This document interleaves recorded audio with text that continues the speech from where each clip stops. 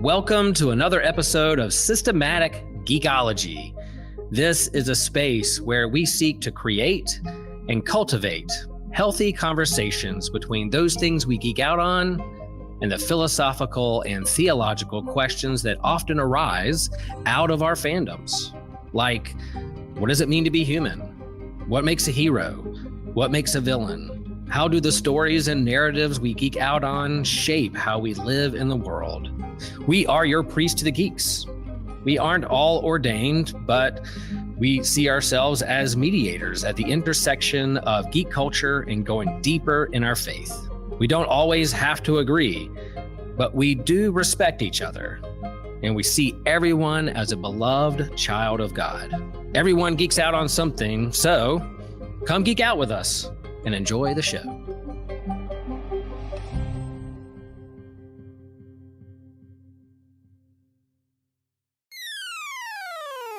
You're listening to an Anazao Ministries podcast.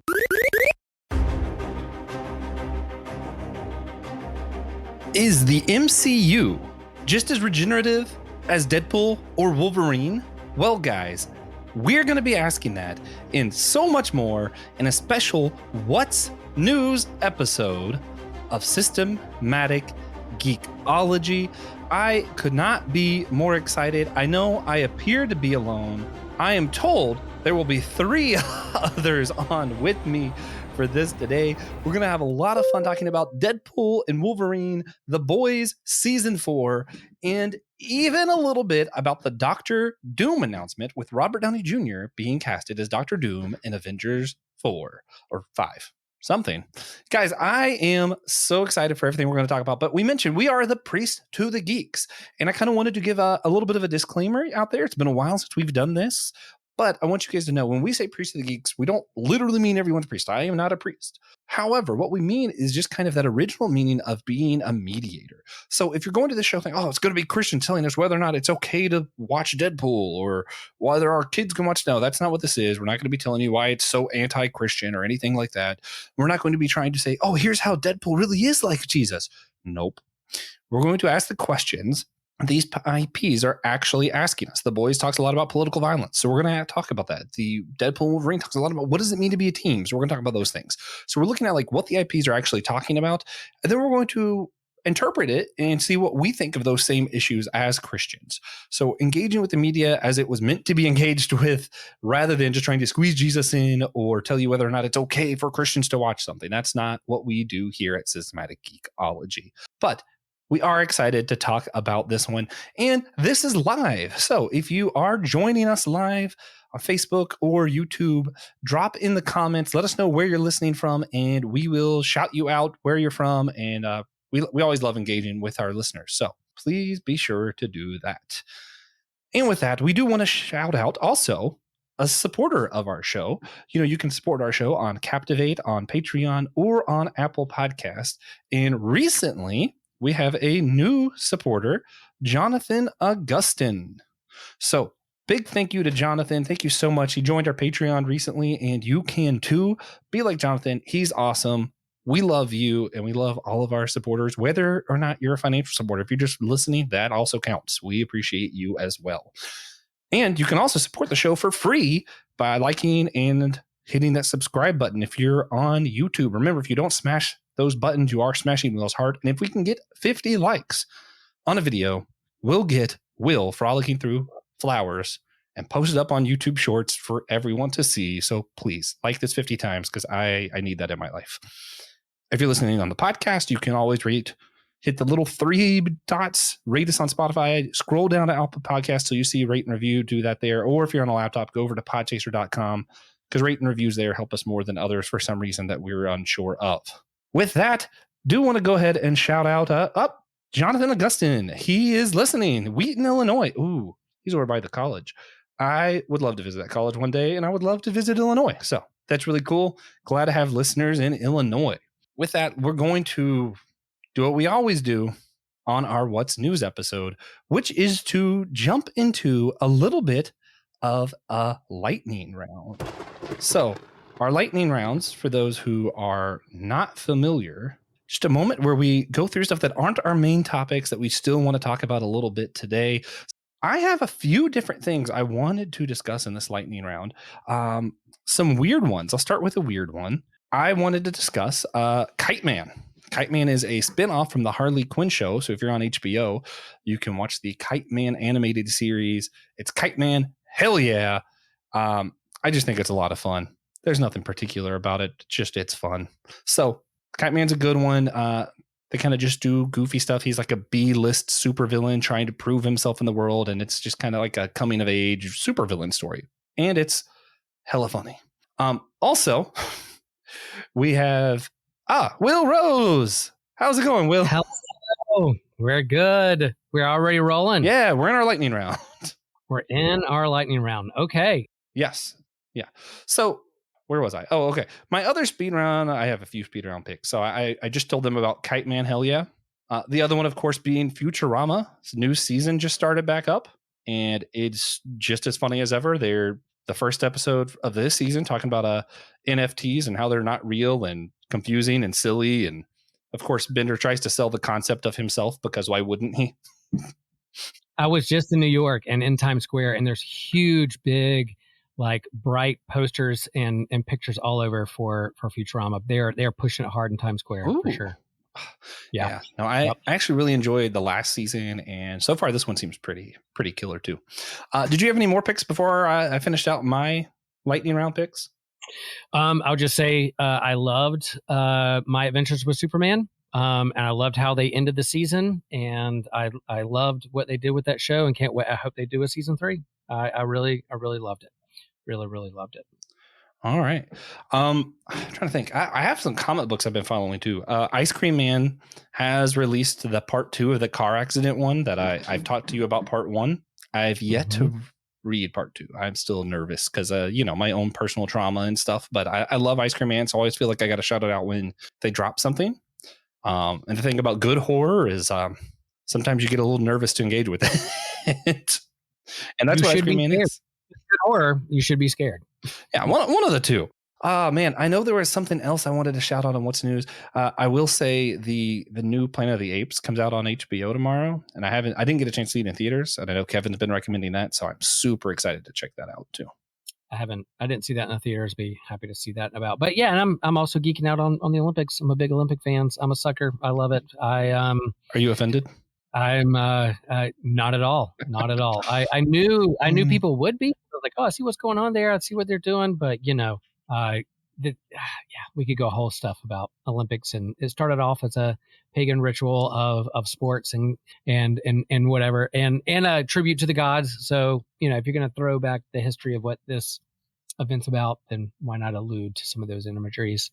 And I knew immediately when that happened, and certain people within the spectrum of Christianity got upset. I couldn't wait for my progressive friends to clap back and ask other things they should have been offended by. And they're not. So it's like, if you're going to be offended by this, why aren't you offended by these other things?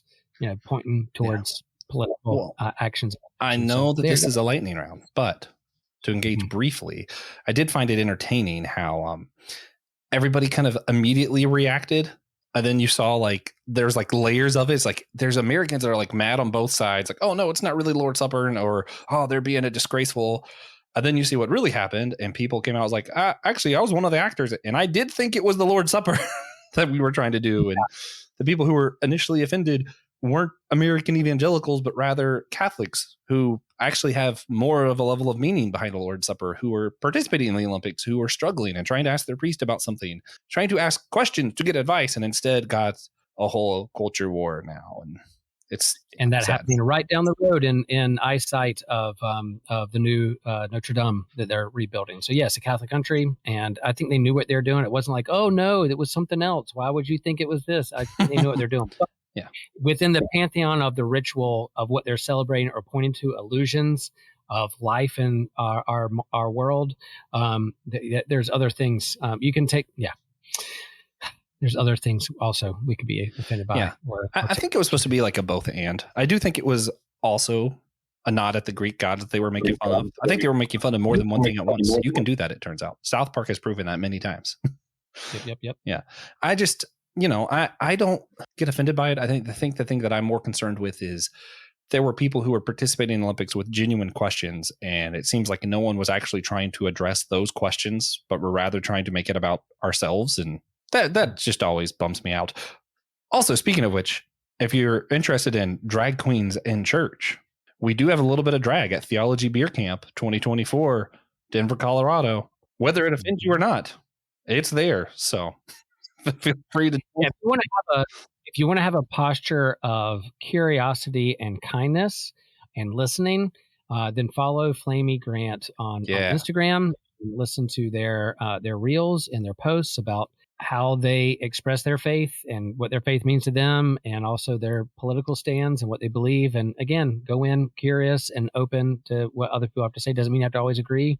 Doesn't mean you have to support or whatever, but at least, if you can be curious and listening and kind, and then let's see what that is. Yeah, it's a little bit of a more nuanced take of the relationship between drag and Christianity and all of that. And you can listen to some of Flamey Grant's songs on Spotify, and I find some of them challenging for myself in my own views, and I don't know where everybody else stands, but listen to it. I think it's worth it and worth engaging in, and worth using the code Geekshire, GEEKSHIRE, to get into Theology Beer Camp 2024 in Denver, Colorado, October 17th through 19th with $50 off. So that's pretty sick. So try it out.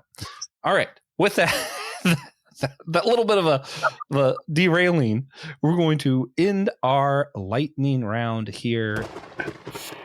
And for the next section, I do have a question for someone who isn't here for part of this. So we're gonna struggle through part of our outline here. They're on a different time zone. Maybe they thought it was 5 o'clock. That's possible. 3 o'clock. Yeah, that's possible. So we'll see what happens here. The Boys season 4. It was a wild ride. For what we're going to talk about, since this isn't really the main topic we want to jump in, I'm just going to touch on some key points of what's happening in the story here. Because there's something I think that we should address as Christians who engage with the geek realm. So season 4, it was set up so that basically it could be a commentary of what's happening in American politics. And they set it up where we're going to do some intentional violence and polarization and some behind the scenes manipulating, because really the higher up people who are corrupt actually benefit from a lot of this polarization and some of the manipulation and getting people riled up against one another, all that kind of stuff. Keeps the powerful powerful, the rich rich, all those good things. So that's how it was set up, and it kind of cascades and gets worse and worse and worse until they basically have a set thing where the vice president is going to replace the president, and there's going to be an assassination attempt. And then real world, there was an assassination attempt on former President Donald J. Trump right before the season finale of season 4, where they're going to do an assassination attempt on a politician. So on that final episode, they had to have a little bit of a disclaimer saying none of this was meant to portray real people, all this stuff, which we all do know that it was commentating. So there's a little bit of you're kind of gaslighting us here a little bit, just a little bit. But I understand why they did that, because they don't want to be seen as for political violence, which they weren't. I think the whole point was to say, hey, the direction the country's going, we're going to end up in political violence. But as they were trying to get that message out, we already were in political violence. So it was a little too late, as far as the message coming out is. But I think that disclaimer was still important. I think these topics are still important. I know a lot of people were really sensitive, thought it was in poor taste that this came out still. But they already filmed. All these things were already done. They didn't know what was going to happen. But this is some dangerous waters here as far as all this stuff goes. All that just to say, I wanted to ask my pastor, Will Rose, how would you mind just kind of speaking maybe a pastoral word towards those of us who are concerned about this kind of violence and the kind of stuff that's happening both in this show and in the real world around us? Sure. I'll be happy to. Again, I don't have all the answers or thoughts, just some initial reflections. I think, I'm not watching The Boys. I know of the comic book and the graphic novel, and I watched some of the first season, but in terms of my bandwidth of what I can consume or not consume, it just hasn't hit my queue, and it's not something that I've watched. Not because I'm against it or protesting against it. It's just, again, we're gonna have an episode on geek life balance here pretty soon to talk about what we consume and can't consume, and if you get overwhelmed by it all, and that's kind of where I am. So I'm not keeping up with this. I'm keeping up in the zeitgeist of like geek culture, and then hearing people like Joshua and Nick and friends who do watch it and what they think about it, and that's fine. So I just share that I think political violence and revolutions and resistance and protests and assassinations and assassination attempts is nothing new in American and world politics. So again, when that assassination attempt happened on Trump, I was, like others, not surprised and somewhat surprised it hasn't happened earlier. Not that I support it. And I think I did a little blog post on our church website about kind of some reflections on political violence in our culture. And one of the things I shared in there is that, I understand the sense of urgency and that people feel of not being heard and what they feel like they're being drawn or brought to. But I think violence is the disease, not the cure. And so I stand against political violence and against anybody created in the image of God, which are all people. So against that. So I was grieved by what I saw, that someone felt like that was what they had to do to be heard or get their way in the world. And then I was scared and fearful of how that assassination attempt was going to be manipulated and used for their own benefit, rather than being humbled and being on death's doorstep or have a change of heart and see the world differently, but rather double down on some other things. And so all that, disheartened by that, but also again looking towards Christ as this rabbi who was about peace and who, he flipped tables. He had protests, but he sat at more tables than he flipped. He pulled up chairs to dinner tables and sat with those who were marginalized than rather kick them out. And when Peter drew his sword and cut the soldier's ear off, Jesus said, "Put your sword away." And so that's my posture and stance that I'm going to lean into and follow in the footsteps of that first century rabbi who was executed by the state through political. So that's where I stand, and I think we have as geekologists and as people of faith, we need to take a look in the mirror and do some discernment about how we act and react before November, and be prepared for what could happen after November. So that's where I am right now. That's off the top of my head. Is it a perfect statement? Well oiled just to theological draft or blog post? Probably not. But message us and let us know what you think. And we're trying to navigate this crazy world with you. And some of our fandom and things like The Boys reflect what's already happening in the world to help us also process this stuff. And so just the synergy of that happening at the same time, I think, shares a lot and reveals a lot of where we are in this world. Yeah, for sure. Good word. To leave the pastoral and go back to the show for a second, I'm going to do a quick run through of some of what the show is trying to say and just reflect on it quickly. And by quickly, I mean I'm just going to give a thumbs up, thumbs down kind of reaction. A lot of the show is about how power corrupts, including superpowers, including political power, including the power of influence that some people get through Christianity. That's a big thing. Yes. Power corrupts. Absolute power corrupts. Absolutely. I agree. It also shows the other side where, hey, all these things are happening and the marginalized are getting attacked and all this terrible things, and any means is worth it to kill them. And that means including gaining power, which then corrupts. Yes, utilitarianism is bad, in my opinion. I think it's unwise. Don't do things because you think the end result is worth it, because you end up being just as bad as the bad guys. I'm on board for the messages there. Not necessarily always how they portray the messages, but I'm for the messages. I see what they're doing with the political violence aspect and how it plays a part in the Christian narrative, in the superhero narrative, and all that. I think it is all entangled, as my pastor might say. I use it a lot, and because Yeah, Connected. I like Entangled. It's very quantum physicsy, but yeah, there's a drinking game there where when I say it in sermons or life, but it's true. They're all entangled and we're part of it, and it's hard not to be affected by it or affect others. And yeah, for our process theologians, we're all in relationship with one another, and how that affects one another makes a difference. Good stuff. Yeah. Hey guys, Christian here. Have you ever wondered why you should become a patron? Well, let me help you out. Because if you become a patron, what you can do is have live access to our YouTube exclusives like Comic Book Ketchup, Drinks with Teachers, Manga Mustard, and a companion series that go along with our annual theme. You can be there live, commenting with us. We really want you there. You also get access to exclusive merch. We have t-shirts, mugs, handbags, long sleeve shirts, all over the place for you, for your help in helping us. Also, we have extra bonus questions for you to look at. We have 4 to 8 times a month doing that. We have exclusive Discord channels for you, discounts at our store, access to any future D&D campaigns, and you can easily access all the patron content through our Spotify page at the top where it says exclusive content for subscribers. Also, one of the new things we're adding is voting privileges for future episode topics. We're going to be doing specific things for you, voted by the patrons, and you also get that extra satisfaction of just helping us out, and we appreciate all you do. Well, leaving kind of a more serious topic into I think a more fun topic. I don't know Will's reaction to this news yet. I am unaware what he's going to say. And I'm a little excited to see. Oh, actually, I have a hint here because he made the banners. There you go. Yeah, I heard this news. I was immediately excited and immediately expected all of the reactions that's happening online, and immediately thought, and I'm going to unpack some of this a little bit, but my immediate thought was, yeah, Marvel definitely knew what reactions were going to happen on Lang. They intended this.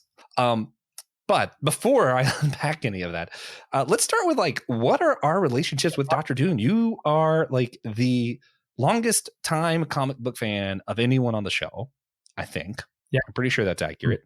Yeah, what's your relationship with Dr. Doom?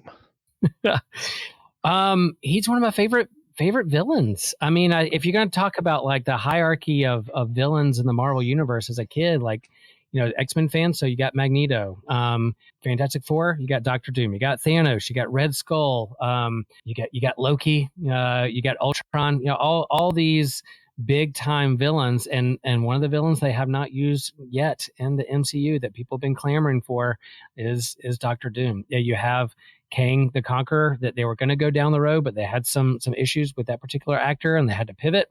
They had to rethink how they were going to do things with the phase and the multiverse, and they knew they were going to bring in Doctor Doom as one of the big villains in the Marvel universe, and here they did. And so in the cartoons and the comics, whenever Doctor Doom showed up, you're like, oh snap, is about to get real. So classic villain. Loved him. He's at the top of my favorite villains just because he's as smart as Reed Richards, but has a different, similar to Magneto, has I think I'm the one who is right, and I think I'm the one who's using their power as it should be used, and I'm trying to protect a whole nation of people here, and you're not going to tell me what to do because I'm smarter than everybody else, like a Lex Luthor kind of thing. So I love him. I love Dr. Doom. He's always been my favorite. I couldn't wait for him to show up. He showed up in the Century Fox Fantastic Four movies, but not done great. And so people were ready for this MCU version, and here we go. We're getting ready to do it. Yeah. I so my relationship, I'm gonna start there before we get into our reactions here. I knew of him from the old Fantastic Four movie. I think that's probably the first time I saw him because I was pretty young when those came out. I was like, that's cool, I guess. I was never. I'm going to break Will's heart a little bit here. I just don't like X-Men comics, and I never really liked the X-Men movies. And Fantastic Four was it's not that I didn't like them. I just never felt the need to engage with Fantastic Four stuff. It was so funny because even when I found out, I was like, oh man, this is a really cool old Human Torch comic. Maybe I do like Fantastic Four. I realized it was the Human Torch that wasn't part of the Fantastic Four that I liked. Defenders from America's era back in the 30s and 40s. That was a long time ago. Yeah. Those were good though. I do like when Human Torch and Spider-Man team up. I do like some of the other stuff. I like, to me, Reed Richards is like Tony Stark, but more good. There's more good in him, but he still does some of that stuff that I'm like, oh, I don't like this.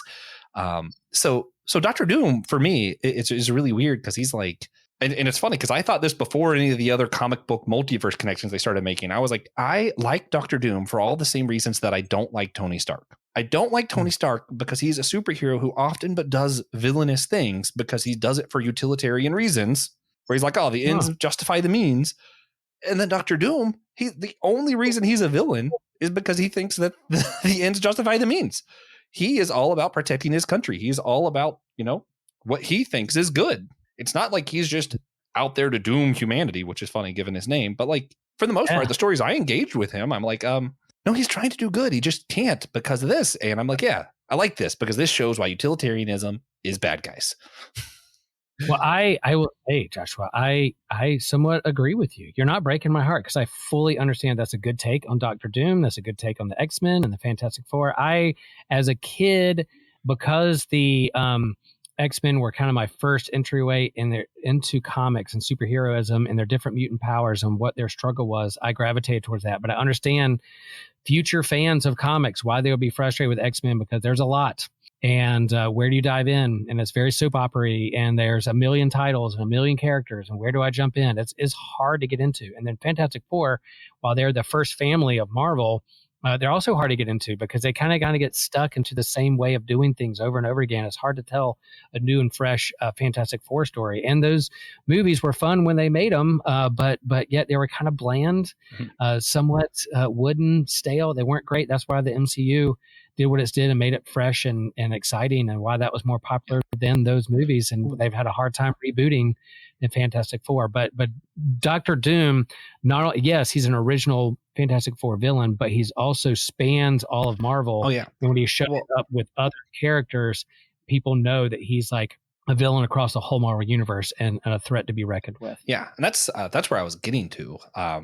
My real, like, not my first engagement, but the first time like I liked him, engaging with him. That's what I'm going to say. Was a video game, like Marvel Ultimate Alliance. I love the heck out of those games. It's the only game I can still tell you a cheat code for. If you're in the team menu and you delete all the teams, you can go up, down, left, right, start, unlock all the characters. I love that game. It's so much fun. And what's funny is like you go through and it's like some villains I recognize. I beat the Winter Soldier, which actually I learned about the Winter Soldier from this game. So that's just a fun tidbit. I beat him, and then they had like these little side things, and you unlocked comics in the game that you could read to learn about the characters that you're playing and fighting against. And that's really how I got into a lot of stuff. But anyway, you go through Loki, you're in Asgard, and you're like, oh, okay, so he's the main bad guy. Nope.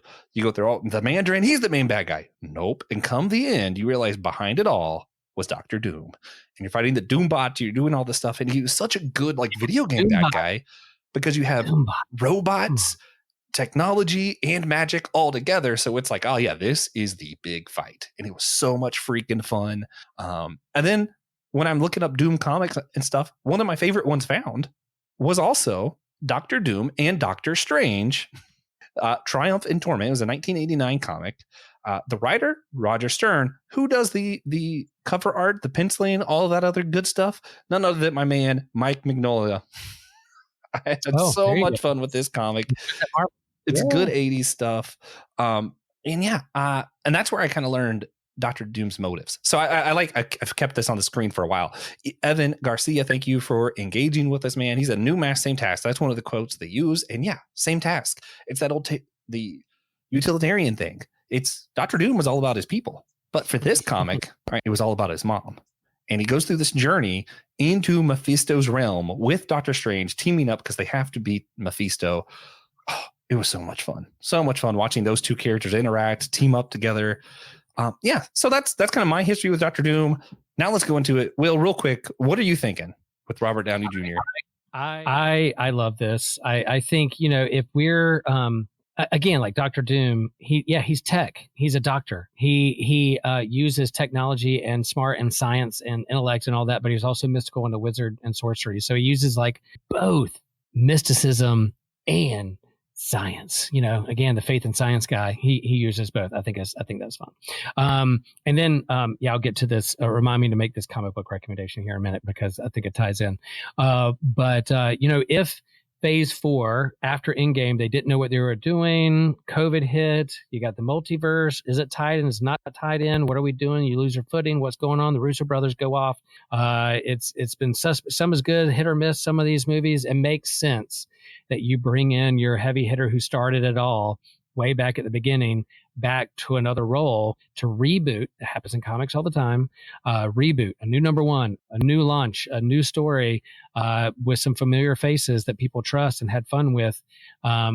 Then yeah, if you're going to do the Jonathan Hickman style Secret Wars where Doctor Doom is behind it all and these alternate timelines and versions in the multiverse and TVA, what we've seen, then it makes sense you could have an alternate version of Tony Stark / Doctor Doom who was Iron Man but not. And I see some fan online pushback that, man, this cheapens his death in Endgame. Then what? He died for nothing. My emotion was for nothing. No, you can have an alternate timeline, similar to how people feel about Rise of Skywalker with Palpatine and Return of the Jedi. Well, that just kind of cheapens what happened in that movie. Yeah, I see your point, and I kind of see your point. It kind of cheapens his death. But if you do an alternate timeline and let the man really do his thing, it should be a lot of fun. In the Russo brothers, I trust. I love Robert Downey Jr.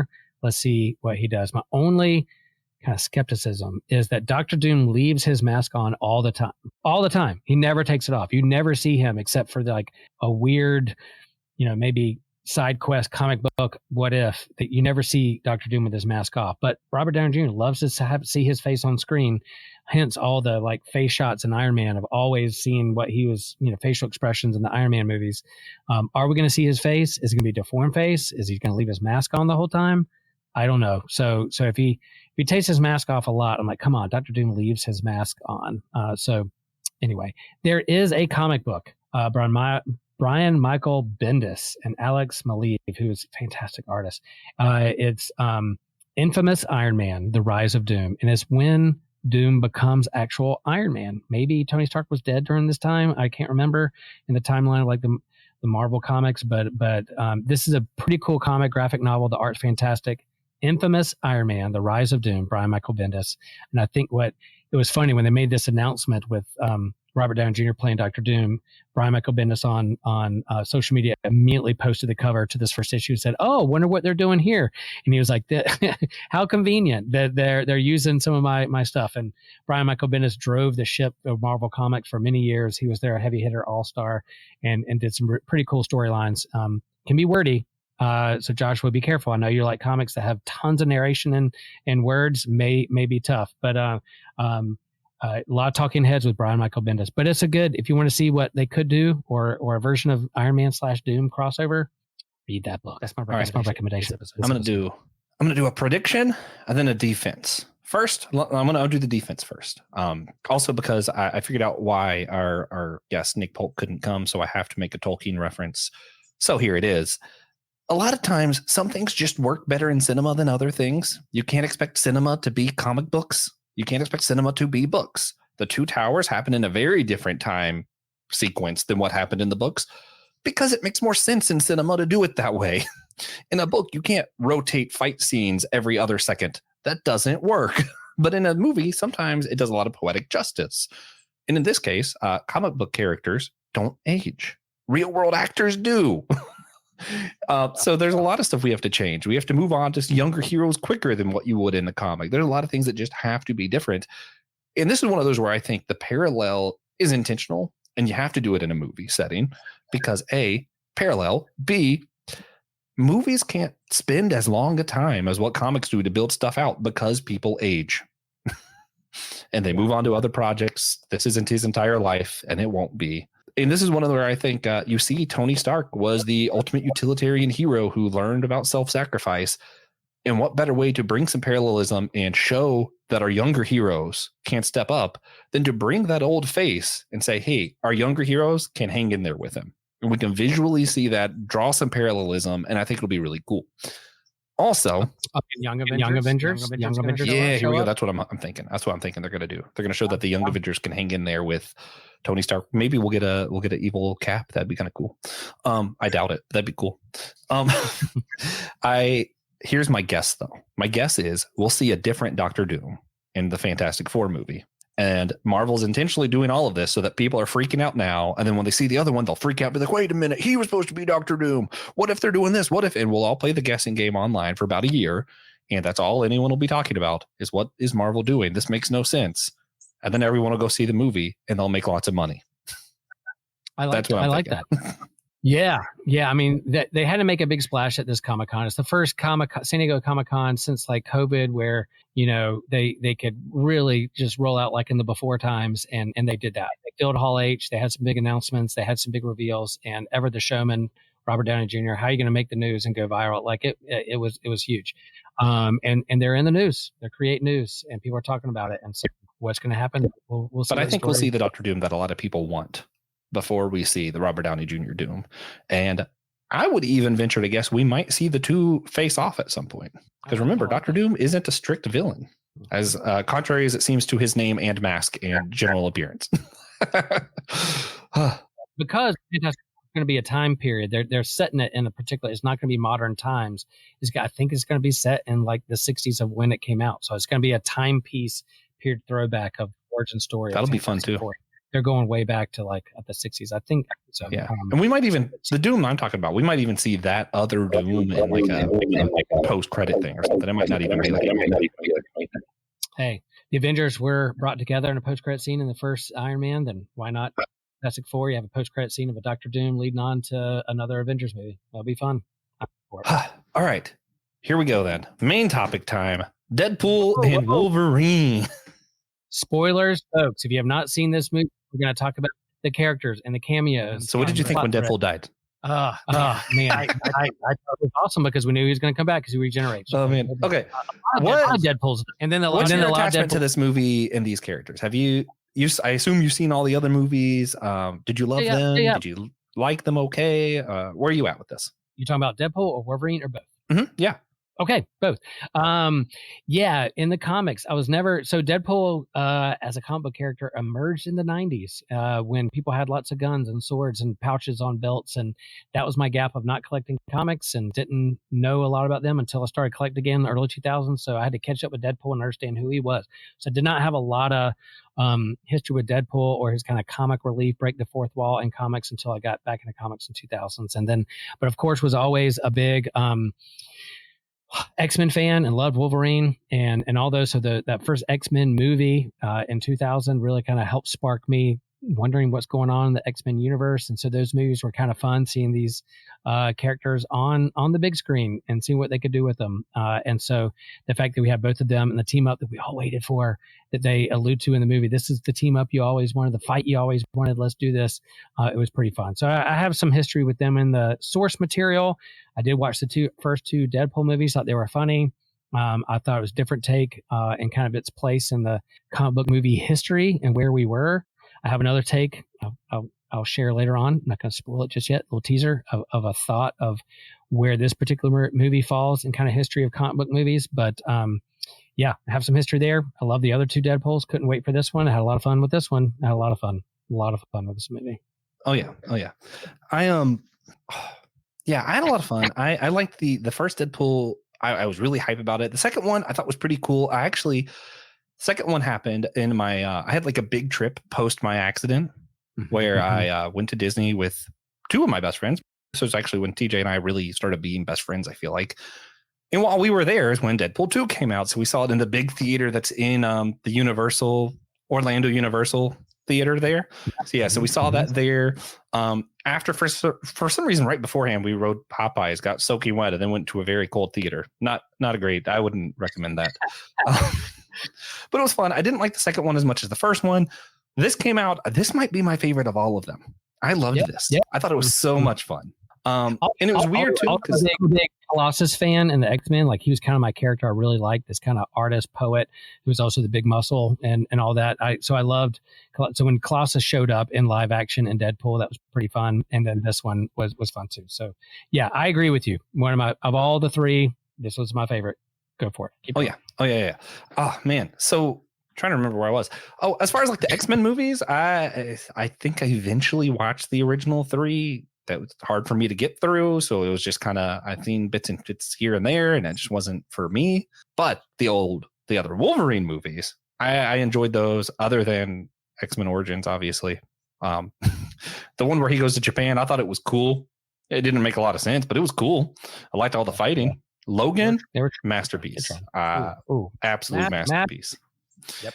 And this was not as good as Logan. I will say that. So I saw Christian put on his comment that he was like 9.5 out of 10. I'm like, man, see, the hard part is like, yeah, this is definitely better than the other Deadpool movies.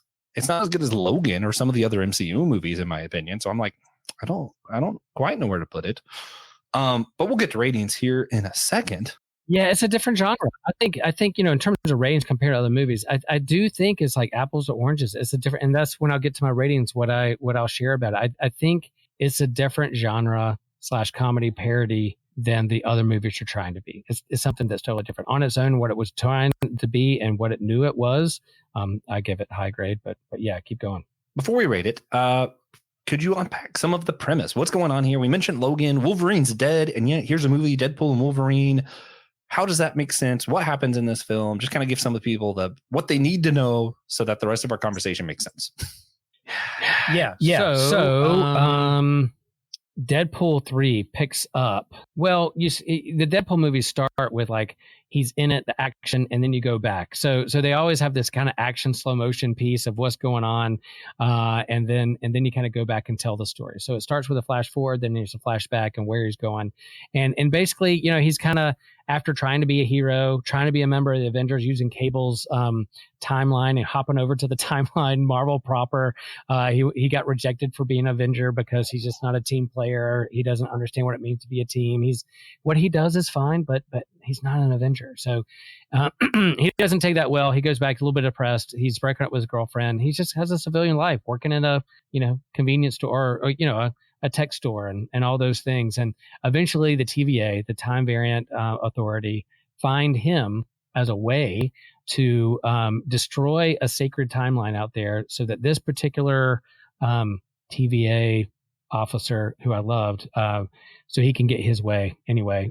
And then Deadpool's like, oh, so you mean I'm Marvel Jesus? I'm going to save the MCU.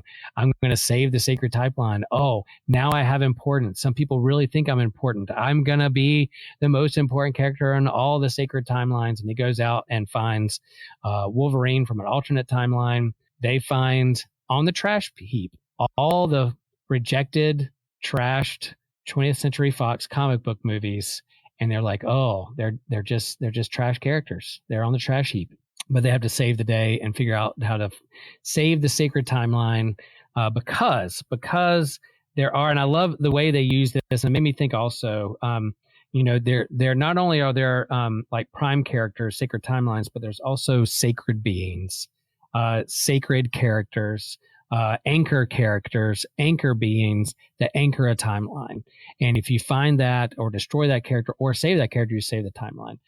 So violence, cussing, sexual innuendo, alternate timelines, they're all part of this movie. And eventually, by the time you get to the end, to figure out to work as a team and their self-worth and their that they believe in themselves, that they're anchor beings and they're part of a sacred timeline, and they fix their timeline. They go back to where they were at the beginning of the movie, sitting in his apartment with friends, having dinner. How was that?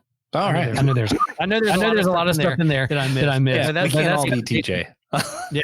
TJ, Christian does a good job with that. Yeah. Christian does a good job of like actually summarizing it. TJ's version would have been like, Deadpool exists. He found Wolverine. No, not that Wolverine. They fought things. They cussed at each other a lot and dropped F-bombs, and people died and regenerated, and then things were fixed. And there was a dog. All right. So if you had to rate it 0 to 10, where are you putting this one?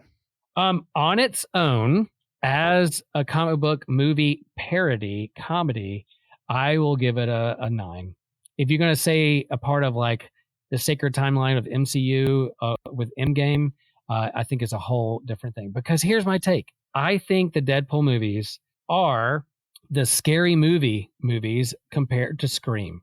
So they're the parody, self-referential, look in the mirror, joke about itself kind of thing, supposed to like the Scream movies are their own thing, but then you have the scary movies commentating on the Scream movies, horror movies, and how ridiculous it is. This is to the MCU what the scary movies are to Scream. And that in itself, and its job of being a parody, of being a comedy, of picking on itself and look in the mirror and say, we're able to laugh at ourselves. It does its job. It was funny, and boom, I give it a strong 9 of what it is. All right. I'm gonna go with like 7.5 for me. I thought it was really good. It's a lot better than, your average movies. For me, I liked it probably just as much, maybe a little bit more than the Marvels, the last MC movie that came out. I thought that was a really good movie as well. That really, the thing is, like, the humor was on point, the interactions were on point, the characters were on point, cameos were on point, music was on point. The big thing for me though was like the story was nothing, kind of. Like the story was just kind of there. It was like they wanted to make another Deadpool movie, so they did. And it was a lot of fun. I'm glad they did. I had a great time. The more I look back at it though, the more I'm like, just the story didn't do it for me. Everything else I loved.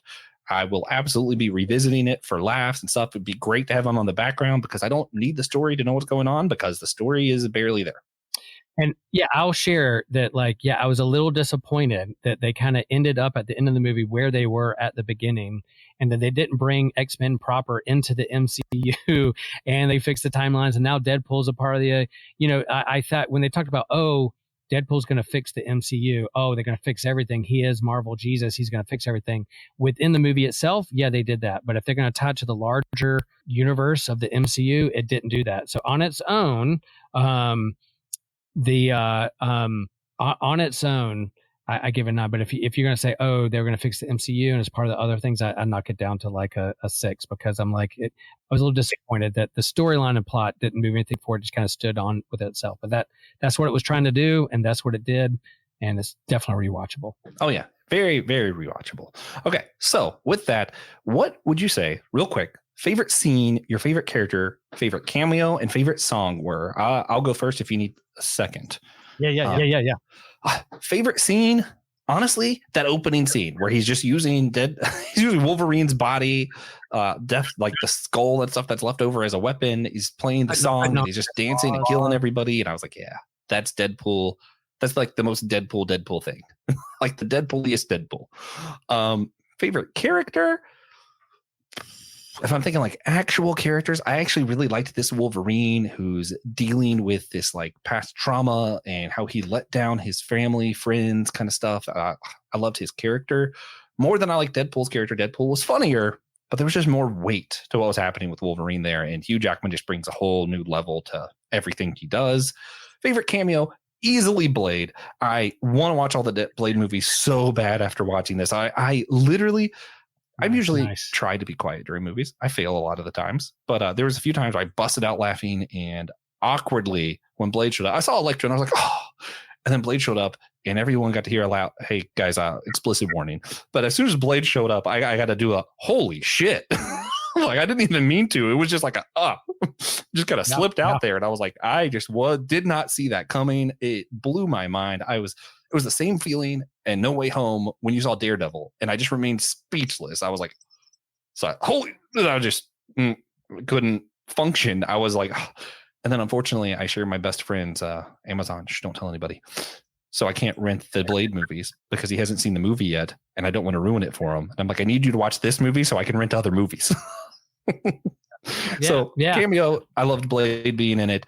Favorite song, actually, I really liked Madonna's Like a Prayer. I like how they used it. It was really epic feeling and yet kind of fun and silly at the same time. Very much fit the movie. It was great. Will, what about you? Favorite character, cameo, scene, and song? Yeah, just like we were talking about earlier, people were offended by the Olympics and the Last Supper. Are people offended by this when he calls himself Marvel Jesus and that he dies and rises again, just like Jesus? He rose again. No, they're having fun with well-known religious tropes, and that's fine with me. My kind of favorite ongoing gag, just because being a Thor fan, I love it that he saw in the alternate timeline him being cradled by Thor, and Thor is crying, and he kept asking, like, why is Thor crying? Why is Thor crying? And at one point later on, he wakes up from being asleep and he screams out, Thor, knowing that he was dreaming about Thor. I literally kind of spit laughed when he woke up screaming out Thor's name. I will say my favorite character or cameo has to be Chris Evans when he thought it was going to be like some kind of old man rejected alternate timeline of Cap, but it was the Human Torch. That was totally not spoiled for me. It was a total surprise for me. I stayed away from articles and spoilers and trailers for a long time for this movie, knowing they were going to have a lot of cameos. So that was truly a surprise when the Human Torch version of Chris Evans showed up and their interaction. I just loved every freaking second of that. I love the dog and how they use the dog, a part of it. And then my favorite scene is when they were battling all of the other Deadpools, alternate versions of Deadpools, and they were going across the screen like an old 1990s video game of like a Teenage Mutant Ninja Turtles or Simpsons or old X-Men video game of like moving from left to right. It's not 2-bit, but it's something similar to that, where I was like, oh, I know exactly what they're doing. This is an old video game of them fighting different Deadpools across the screen. I thought was absolutely genius. So those are some of my favorite moments. Yeah, Gambit, the inside jokes of what could have been or not been. I love X-23. I really want them to bring X-23 a part of the new Avengers and the X-Men and the proper MCU. I love her character. I love her. I love that actor. Please let her be a part of Young Avengers and MCU. Yeah. I was hoping we would have time to talk about like our future hopes with the MCU, which we might not have time for. But I will say my big one is, unlike Endgame, where they like forced a female moment and like, oh, here, look, all the female heroes are together. I think we could have a real female team now. We could have X-23, Miss Marvel, Captain Marvel, She-Hulk, like all these characters that we actually built up together. And it would be freaking cool. I would love that team. X-23, Miss Marvel, and why can't I think of her name? The one that punches through reality that was shown in the Doctor Strange Multiverse of Madness. Yeah. But those three together, I would love that. I'd have so much fun. Their personalities are great. I think I'd have a fun time with that. Anyway, but this movie does, I mentioned earlier, what we want to do is really talk about what is the movie asking us? Like, what is it asking us to talk about? And I think the big thing in this film was like teamwork. Do we let down others when we don't show up for them? Are we looking for teams for workplaces and stuff where everyone is about us? Or are we trying to figure out how we are for those we work with? We are for our church, that kind of thing. I don't think it was asking us about church, but it was asking us, like, what does it mean to be part of a team? And we see that two different ways. Through Deadpool, we see where he's all selfish and he wants a team that he can be a part of because he needs it. And it's like, well, wait a minute. Do you need it or do they need you? Like, why would they, And then, when you're interviewing for a job, that's an important thing to ask yourself. But Wolverine's was more, he wanted to do it all on his own, and people died because he simply wasn't there for his friends when they needed him. So that's what we're kind of asking about. How did you reflect on some of these themes of teamwork and what it means? And did you think of the church any? Because I was thinking of it and I was like, for me, the big difference, I think, of church, like workplace, everything else, I think this question of teamwork really fits easily. Church, it doesn't fit as easily because, sometimes you do go to the church because you need it, and that's okay. So it's a little bit different. Yeah, there's that mix of I need my Sabbath time, quiet time, catch my breath, grow as a person, an individual, but do that not by yourself, but in relationship with one another. America Chavez, thank you, Christian. Yep, that's the character we were thinking about. Good job. Yep. But I made it no secret that I love the team books. I love Justice League. I love X-Men. I love the Avengers. I love it when you have these different personalities and power sets having to work together for a greater threat. And I use that analogy all the time when I'm working with youth groups or church councils or people that we're a team together. We're different, and yet we're called to be one body. Paul used that image with the hands and the feet and the arms and the legs and the head, whatever. We're one body. So I think if St. Paul was around today, he'd use the idea of like, which X-Men are you? Which Avenger are you? Which gift do you bring to community? And I do think that's a big, how do you be in relationship with another and work together as a team? I think is a big part of that. But I also think it was an homage to superhero movies of the past, 20th Century Fox, and a love letter to some of those movies that helped pave the way to the MCU. 20th Century Fox walked so that MCU could run, right? But I think also like on this trash heap, they're all throwaways. They're cast aside. They're seen as just just thrown aside on a trash heap into this like far away trash land. But yet they still had worth. Yet they still saved the day. Yet they still found their self-worth with themselves and with others and worked together. Sandra Nova was a fantastic villain, man. That was good. And creepy hands through the head and reading your mind and getting to the core of who you aren't fantastic. So yeah, I think all those themes are there. Teamwork. What does it mean to be a part of a team? But also, who's your anchor being? What anchors you? And what's your self-worth? Do you see yourself as just a throwaway on a trash heap, or are you part of a team in your own sacred timeline that can help each other's out? Yeah. I like all the teamwork stuff. This would be my last note before we wrap this up. Was I think even there was a little bit of intentionality between the Marvel Jesus line, where they're using kind of a Christ figure. They're not trying to show this is Jesus. Deadpool is not Jesus. But there is a trope in media that is called a Christ figure where, someone is the chosen one. They're picked out of the bunch and they have to sacrifice and come back. And what I love in any media, books, poetry, whatever, is when you take a trope and you do a spin on it, because that spin tells you what it's really about. What was the spin here? He didn't sacrifice. He had someone there for him that he could count on. So you didn't have to have Wolverine or Deadpool sacrifice. And that was kind of what it was asking you. At the end, you were like, oh, wait, which one's going to make that final sacrifice? Neither, because they learned to be a team. They learned to be there for each other. And I think that to me is like this crux of the film is like, hey, sometimes maybe instead of a Christ figure, maybe the church should be the body. That's not what the movie's asking. But when I'm thinking of this, looking at what they showed, I'm like, sometimes it's better to have a team than a Christ figure. Yes, I love Jesus. We need Jesus, but the church is called to be that body together. Yeah, maybe I just wasn't. I'm not that smart, but like I did not see that coming. No, you were definitely smarter than me. Of them being together to work as a team. I was like, oh, one of them's going to sacrifice themselves, and the other one's going to be put in the MCU proper. I was like, oh, that's what they're doing. Went off. That's what I thought. One to the sacred timeline, but yet they came together and worked as a team, and they both, through them working together and their relationship, saved the day. So, great. Didn't see that coming, and I was surprised by that, and it was a lot of fun and some good morality tale. Good stuff. Well, then, are you ready to wrap this one up? Let's do it. All right. Well, then, this was so much fun. Yeah. I love it. All right. Well, as we always do, we like to, instead of ending with a regular recommendation, say, out of everything we talked about today, what is something you would recommend? And this feels like it's too easy.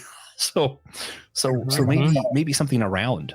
I assume we're both going to say Deadpool and Wolverine. And if you do, I think you're obligated to recommend like reading material.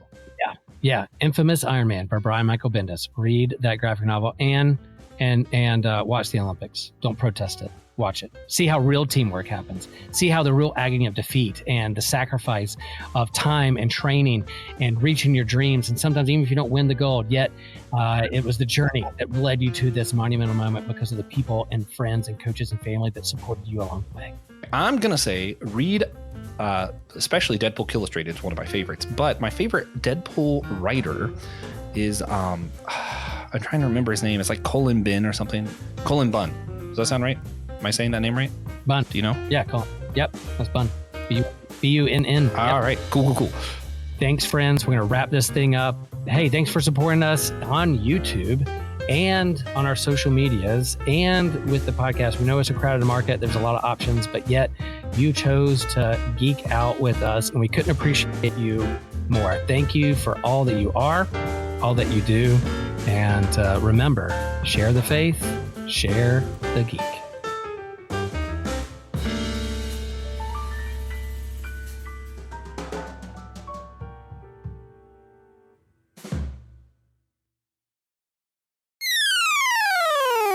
Hi, my name is TJ. I'm here to tell you about the Systematic Geekology shop. That's where we post all of our merch. It is hosted on Creator Spring, and we have a ton of really cool merch, mostly clothing. We have hats, extra soft t-shirts, sweaters, hoodies, and more. Our hosts wear them all the time. It's actually super comfy. We have glassware, mugs, which everybody loves a good mug. Fill out your cupboard. Get rid of some old ones, which is the part that I never do. That's why I have too many cups. We have cloth bags, posters, and it's really stuff. We like to put our icons on there. We like to put quotes, things we come up with, and it's cool. It's a cool way and a lot of it is pretty subtle too, to show support for one of your favorite shows. And my personal favorite is actually our SG dad cap, which I haven't been reluctant to buy it because now I have to wear hats at work and then I get tired of wearing hats. But it's really cool. It's really understated. It is our logo right here. And then it says Systematic Ecology on the back. It's great. It's a really good hat. We have a few of them floating around. Check it out. And if we could all just rock the SG dad cap in public, I think that'd be pretty sweet. If you love our show, you can follow the whole network in a single feed on Spotify at Anna's Our Ministry Podcast or the network page on Apple Podcasts. There you'll find shows like The Homely, The Whole Church Podcast, My Seminary Life, Let Nothing Move You, Dummy for Theology, The Bible After Hours, as well as mine and my husband's show, The Clydes, where my husband Taylor and I go through weekly discussions in a devotional conversational method to help us all get closer to one another and God.